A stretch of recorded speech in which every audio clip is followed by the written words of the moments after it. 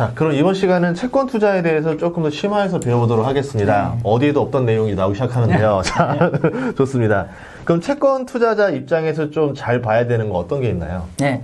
보통 이제 채권을 투자하신다고 하면은 예를 들면 우리가 이제 증권사에 갔을 때 뭐 PB나 이런 사람들이 채권을 권하시잖아요. 그러면은 기본적으로 여기 그러니까 한 세 가지는 꼭 체크를 하셔야 된다. 근데 여기서는 이 세 가지 체크 포인트는 채권 펀드든 채권 ETF든 개별 채권이 다 동일합니다. 첫 번째는 뭐냐면은 우리가 채권을 하는 건 영어로 픽스드 인컴, 확정 수익이잖아요. 그쵸? 그렇기 때문에 당연히 금리 몇 프로냐? 그러니까 금리라고 하면 또 시중금리 오해 있으니까 이거 확정 수익 몇 프로 나오니? 가 첫 번째일 거고, 그죠? 예. 두 번째는 신용 등급. 중요하죠. 예. 신용 등급은 사실 굉장히 중요합니다. 지금처럼 경제가 앞으로 나빠질 가능성이 높기 때문에 이 부분을 너무 쉽게 판단하시면 안 됩니다. 우리가 채권 투자할 때 가장 큰 리스크는 누가 뭐래도 부도 리스크입니다. 돈이 다 날아가거든요. 그래서 신용 등급 챙기셔야 되고요. 세 번째는 만기. 만기는 뭐냐면은 이 채권을 들어갔을 때 이 채권에서 내가 언제 돈을 돌려받니 뭐 이런 쪽에 포커스인데 저는 만기를 보는 또 한 가지 중요한 이유는 뭐냐면은 내가 예상한 대로 경제가 그렇게 흘러갔을 때 내가 들고 있는 채권이 얼마나 잘 작동될지 그런 쪽을 보는 거죠. 사실은 이 세 가지 딱 보시면 캐릭터가 딱 다 느껴져요. 캐릭터. 예를 들면은 이런 거잖아요. 뭐 금리가 한 10%짜리야. 예. 등급이 트리플 B야. 좋네요. 예를 들면은 네. 뭐 그러면은 아 이거 네. 요거는 경제 좋아지면 되게 좋아졌네. 네. 경제 좋아지면 가격 폭등할 거고. 그리고 등급이 나죠? 그만큼 이거는 변동성도 크겠네. 아, 이거는 상대적으로 채권의 깝대기지만 약간 주식 캐릭터하고 비슷하겠네. 예를 들어 아르헨티나 국채다 이러면은 어떻게 보시는 거예요, 그러면?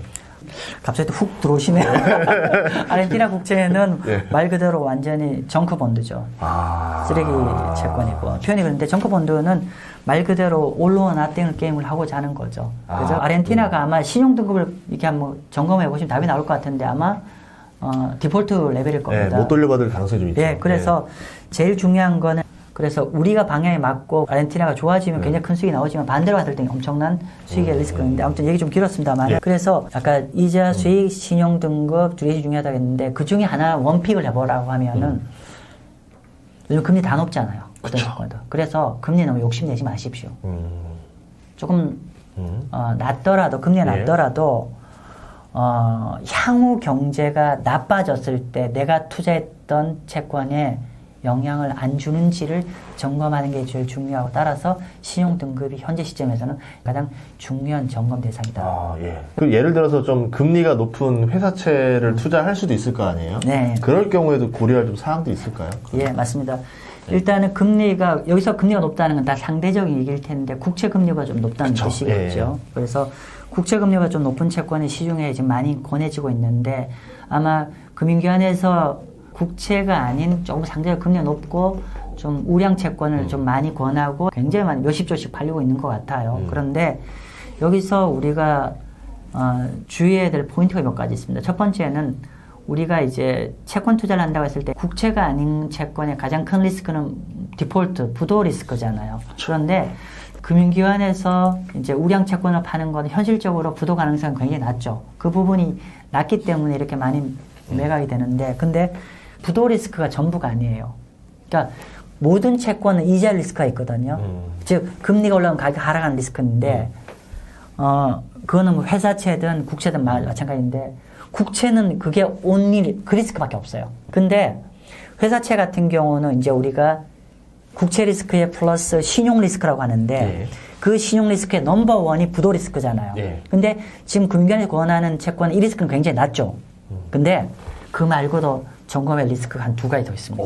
그런 게 있었어요? 예, 첫 번째는 가상금리 확대 리스크. 무슨 말이냐면 이런 거죠. 현재 어떤 A란 뭐 AA 채권의 금리가 5%라 가정합시다. 5%고 근데 여기서 가상금리는 어떻게 알 수 있냐면은 동일한 만기에 국채보다 높으면 다 가상금리예요. 직관적으로 얘기하면은 세상 공짜가 없거든요. 국채보다 금리 높다는 건 그 차이 나는 것만큼 그 발행의 주체가 일정한 리스크가 있다는 뜻이에요. 자, 그런데 가상금리 확대 리스크는 뭐냐면은, 자, 국채를 투자하면 경제가 나빠지면 이론적으로 금리가 내려가서 가격이 올라갈 수도 있어 우리가 매각 차익의 기회를 노릴 수 있다고 했는데, 가상금리가 붙어 있는 물건은 어떻게 되냐면은, 경제가 나빠질수록 가상금리 어떻게 되죠? 국채금리 움직임과 반대로 갑니다. 올라가죠. 벌어지죠. 그렇죠. 벌어져요. 예. 가상금리 확대 리스크를 달리 얘기하면은 경제가 나빠져서 내가 들고 있는 채권의 가격이 평가 손실이 발생할 리스크입니다.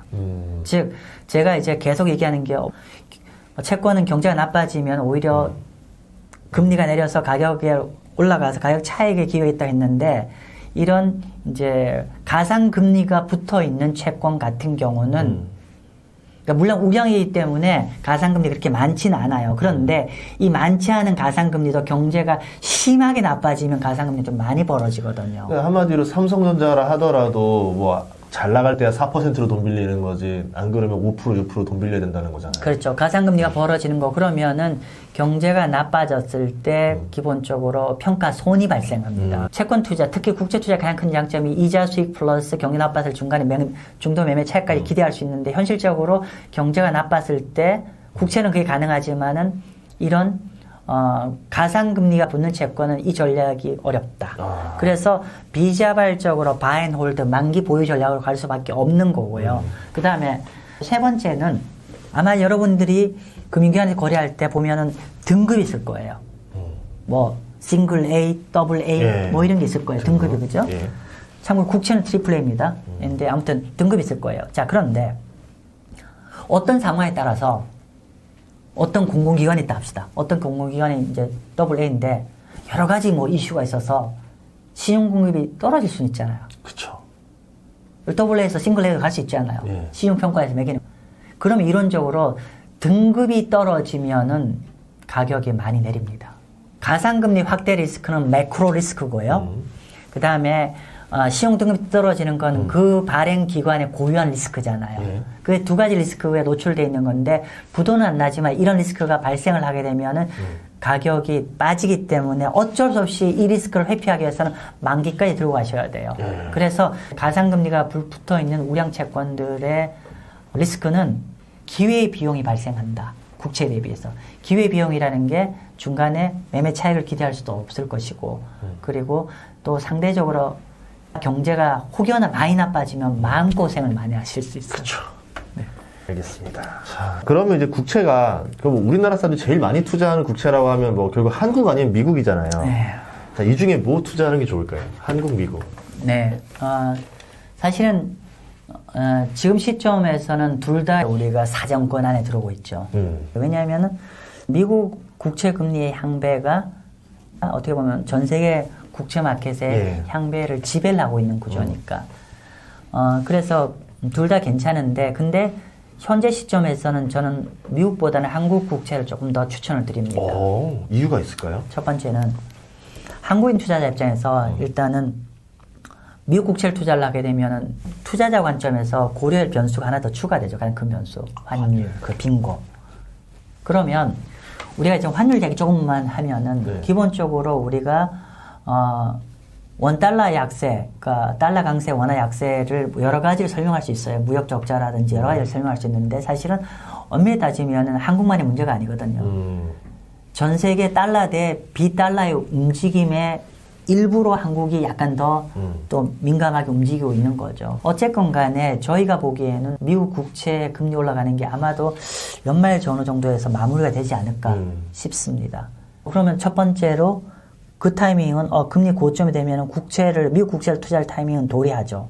그런데 말씀드린 대로 달러와 비달러 진영의 어떤 괴리, 미국 진영을 이렇게 끌어올렸던 축이 이제 밀려 내려오는 구조가 될 거기 때문에, 그러면 한국인 투자 입장에서는 환차손을 조금 느낄 수가 있죠. 수익을 온전히 가져갈 수가 없다. 그렇죠. 예. 환차손이니까 큰 폭은 아니겠지만은 그런 가능성이 있고, 근데 저는 개인적으로 브라질 국채 같은 경우는 개인적인 추천을 하지 않습니다. 왜냐하면 환은 너무 쉽게 볼 대상이 아닙니다. 한국 국채를 투자한다고 하면 투자자 입장에서 관리해야 될 변수는 아주 심플해지죠.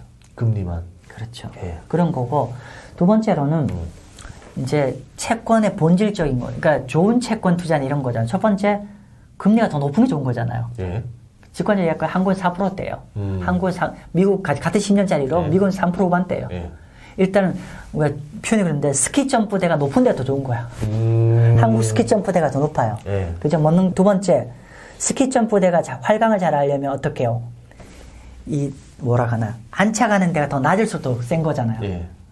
좀 표현이고 만약에 미국 경제가 안 좋아진다고 하면은 글로벌 경제 안 좋아진다면은 미국 경제가 안는 충격보다 한국 경제가 안는 충격이 좀 더 크지 않을까? 미국이 그나마 충격이 제일 덜한 편일 것이다. 그렇죠. 한국은 아무래도 신흥국 아시아 쪽이기 때문에 미국보다 상대적으로 충격이 더 클 것이고 채권 투자자 입장으로 봤을 때는 더 상승폭이 더 클 수 있다. 그렇죠. 예. 더 높은 데서 더 저점을 낮는 게 좋은 거기 때문에 예. 그런 관점을 생각하면 한국 채권이 좀 더 매력적일 거고 근데 미국 채권도 그러니까 환차손을 고민하지 않고 예를 들면 예. 달러 예금 많이 하시거든요. 예. 달러 예금 하시는 분 입장에서는 미국 국채 투자도 이제는 고민하실 타임이 도래했습니다. 뭐 미국 국채 같은 경우를 예를 들어 뭐 환율 해지하고 하는 방법은 없겠네요. 개별 투자를 하다 보니까. 사실은 이제 예. 맞습니다. 그런데 이제 한 가지 방법은 뭐냐면 채권 펀드를 하시면 돼요. 채권 펀드는 원달러 해칭을 해서 들어갑니다. 대다수의 국내 출세에 예. 있는 미국 국채 투자하는 펀드 같은 경우는 물론 이제 언해치도 있어요. 근데 거의 다 해치, 그러니까 즉 원달러 움직임을 이렇게 딱 막아놓고 투자하는 펀드가 많습니다. 그래서 미국 국채를 투자할 때는 그런 해칭되어 있는 펀드를 활용도 한 가지 방법이 있을 겁니다. 예. 이제 제일 관건은 이제 투자 시점이거든요. 뭐 예를 들어 기준금리를 보면 미국이 가장 중점이니까 네. 봤을 때 이제 4분기일까요? 1분기일까요? 예. 아니면 그 이후일까요? 일단은 예. 우리가 어떤 생각을 할 때 어떤 베이스 시나리오는 요번에 FRB가 제시한 점도표 방향대로 일단 간다 가정을 하고 물론 이게 뭐 너무 잘하신 얘기지만 그냥 로드맵이지 항상 상황에 따라서 바뀝니다만은 일단 거기서 출발을 한다고 했을 때 아까 말씀드린 대로 금년 말까지 4.25 내지 4.5까지 가고 내년에 4.6이라고 하면은 그 안에서 함의된 거는 아마도 내년 1, 4분기 정도에 한 25bp 정도가 마지막 정점을 찍지 않을까. 그래서 내년 한 4월달 정도는 정점을 찍지 않을까라고 판단하면은 금년 4분기 들어가셔야 됩니다. 선반영. 예. 그렇게 왜냐면은 아까 말씀드린 대로 기본적으로 보통의 경우는 과거에 정책금리 인상 사이클과 시장금리 인상 사이클, 시장금리 올라가는 사이클을 하면은 평균 국채금리 인상 사이클의 50에서 80% 요 사이에서 정점을 찍었어요. 그러면 적어도 지금 금년 4, 4분기는 금년 초부터 했으니까 시간적으로나 절대 금리 올리는 폭으로 보더라도 8할 이상 들어갔죠. 아마도 11월 때 75bp 올리죠. 그럼 이제 4% 육박해요. 만약 그래 된다고 했을 때 몇 가지 생각할 게 있죠. 첫 번째, 국채를 투자할 때 제일 좋은 거는 경기가 확연히 나빠지는 쪽으로 갔으면 좋겠다. 근데 미국은 금년 11월 초 기준으로 만약에 75bp면은 4% 레벨, 정책금리가 4% 레벨이면은 경제 충격파는 보통 정책금리 한 거에 사실은 시차를 두고 경제 충격파가 오거든요. 그쵸. 그러면 4% 정도 레벨이 오면은 모기지 금리나 여러 가지로 확실한 충격파 레벨에 도달한다는 거죠. 그러면 경제 충격파가 이제 확실히 오는 레벨이고 두 번째로는 또 제가 서두에 ISM 제접 지표를 말씀드렸지만은 아마 이번 4, 4분기 안에 여러 가지 둔화 지표가 계속 나오고 있기 때문에 인플레이션도 어느 정도 방향을 잡힐 것 같다. 그러면 제가 핀포인트를 못합니다만은 이번 뭐 4분기 늦어도 내년 1, 4분기 안에는 국채를 좀 이렇게 정점 근처에 분할 매수하는 방식으로 가시면 좋은 효과를 누리지 않을까 싶습니다. 알겠습니다. 그럼 이제 국채 말고 소개해 줄 만한 것도 있을까요? 예, 미국 같은 경우는 이런 거죠. 우리가 미국이라기보다 정확하게는 달러 표시죠. 달러 표시요? 예, 때는 달러 표시 채권 몇 가지 있죠. 우리 첫 번째 하는 게 미국의 국채. 이거 다 달러 표시잖아요. 엄밀히 따지면은. 달러 표시 있고, 두 번째, 일반 회사채. 구글, 아마존, 이런 데도 채권 발행하거든요. 세 번째는 요즘 국내 금융기관에서 많이 파는 채권이 뭐냐면은 KP물이라고 있어요. 코리안 페이퍼. 코리안 페이퍼는 뭐냐면은 국내 유수한 기업들이 달러 자금을 조달하기 위해서 달러 표시 채권을 발행하는 거예요. 그럼 외국인들이 사는 거예요? 외국인이 살 수 있고 한국인이 살 수 있죠. 어쨌든 근데 달러로만 할 수 있다면? 그렇죠. 달러로 이게 소화를 하는 거니까. 그러면 근데 여기서 이제 실제로 많이 팔려요. 많이 팔리는데 우리 좀 알고 투자하자는 거죠. 예. 사실은 달러 표시 채권이 5% 6%짜리 나옵니다. KP물 같은 경우는. 달러 표시로 5% 6% 나옵니다. 달러 표시 5% 6% 나오는데 근데 이제 금융기관에서 이 채권을 파는 로직은 간단합니다. 첫 번째는 일단 금리가 높잖아요. 예. 달러 표시 금리가 높아요. 두 번째로 금리가 그렇게 높다는 거는 신용등급이 낮다는 얘기거든요. 글로벌 스탠다드로 신용등급이 낮다는 얘기예요. 아마 그 채권들이 아마 글로벌 스탠다드는 트리플 B 나올 겁니다. 참고로 WB부터 하이드입니다. 간신히 위에요. 간신히 위에요. 네. 그래서 트리플 B 기업인데 근데 우리가 아는 한국의 유수한 기업이잖아요. 그렇죠. 또는 금융기관이에요. 예. 비록 이렇게 나왔지만 부도날 리스크가 없는 거 아시잖아요. 예. 예를 들어 우리나라 시총 상위 1위부터 10위 정도다 그러면 그게 어떻게 부도가나 이렇게 말하죠. 그런 것도 예. 있고 실제로 또 일반 공공기관이나 금융기관도 있어요. 그렇죠, 자, 그렇죠. 그런데 여기서 포인트는 이겁니다. 제가 만약에 달러 표시로 투자한다고 하면 어떤 걸 선택하냐고 하면 저는 그거 안 합니다. 개인적으로는. 저는 미국 국채를 할 겁니다. 뭐 말이냐면은 아까 말씀드린 대로 미국 국채를 한다는 건 마치 한국 국채를 하는 것처럼 바앤홀드도 가능하고 경제가 나빠지는 거에 따라서 가격 차익도 누릴 수 있는 거잖아요. 그런데 뭐 국내 A 시중은행이 달러 표시 채권을 발행했어요. 그런데 만약에 금리가 6%다. 예.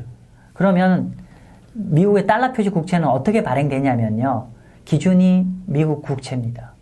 미국의 국채가 트리플 A잖아요. 예. 그러면 국내에서 발행했던 이 기업들이 글로벌 S&P나 무디스의 신용 등급을 받을 거잖아요. 예.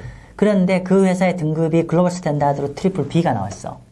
그러면 이 트리플 B를 받은 기업의 금리는 어떻게 결정되냐? 동일한 만기, 같이 10년짜리 합시다. 10년짜리면은 10년만 국채 금리를 베이스로 해서 여기서 트리플 A와 트리플 B만큼의 위험 차이가 있잖아요. 이만큼의 예. 가상금리가 더 얻는 거예요. 예. 즉, 이거는 어떤 의미냐면요. 예. 국내 신평사 기준으로 한 국채 대비해서 AA 같은 경우는 상대적으로 국채 금리 대비 한 뭐 요 정도 더 붙어 있는 건데 얘는 미국 국채 금리 대비 이만큼 붙어 있는 거죠.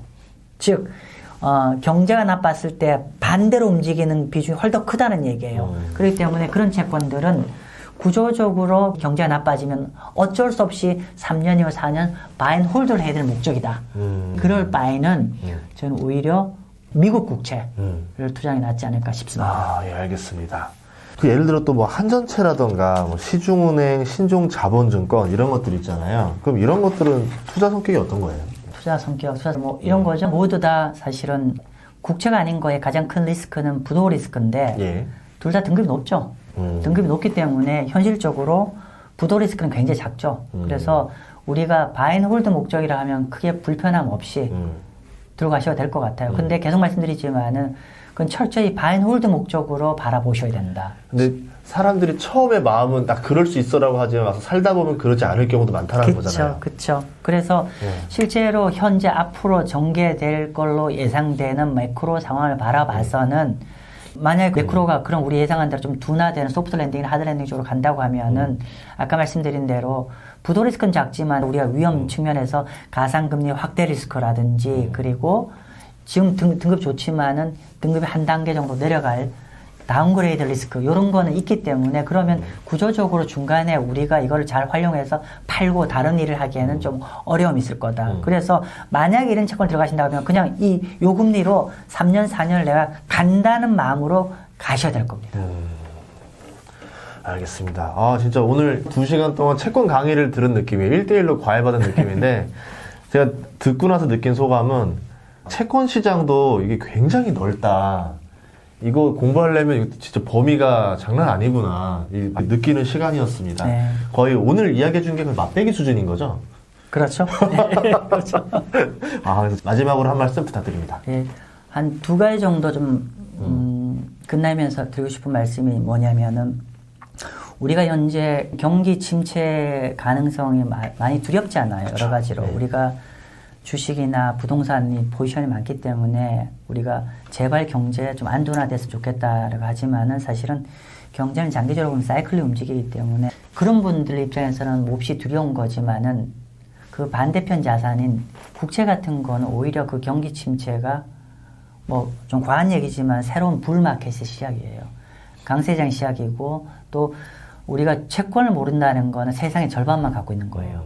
우리가 양손잡이라고 하면 한 손으로만 게임하는 거죠. 주식과 부동산은. 근데 채권은 양손잡이라는 거죠. 즉 그렇기 때문에 오히려 이게 경기가 슬로우다운하고 좀 나빠지는 것들이 채권은 오히려 굉장히 좋은 투자의 기회로 활용할 수 있다는 걸 꼭 명심하면 좋겠고요. 두 번째로 그럼에도 불구하고 제일 중요한 거는 위험 관리다. 예를 들면 채권이 좋아서 그럼 장기 채권 몰빵 치면 되겠지만 그럼 불구하고 제가 원래 27년 차인데 제가 투자라고 하면은 요즘은 제 머리에 떠오르는 단어가 뭐냐면 험불입니다.